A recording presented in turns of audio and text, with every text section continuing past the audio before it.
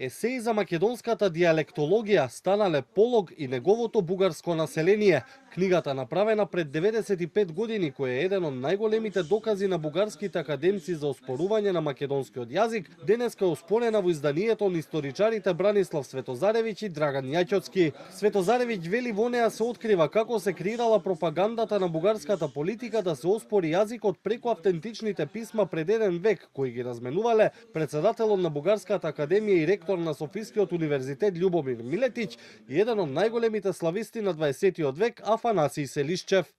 Експлицитно се гледа дека се договараат бугарскиот академик и рускиот професор.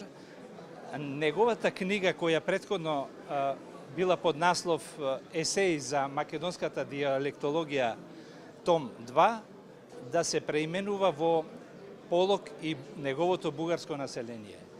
Не само што е сменет самиот наслов, туку е направена целосна промена на термините внатре во книгата и македонските диалекти стануваат бугарски диалекти, македонското население станува бугарско население и се она што суштински целосно ја менува книгата и служи како нарачка која за жал од наша гледна точка е еден голем скандал во научните кругови. Тогашната тенденциозност со етничката карта на Бугарија, оспорувањето на македонците запишувајќи дека се бугари се случува и денеска, бидејќи во интерес на политиката се злоупотребува науката и покрај бројните повици и апели од страна на историчарите и филолозите, вели Светозаревиќ, но сега писмата ваквите тврдења ги побиваат, заклучува тој. Бугарската академија во 2020 година, замислете, издаде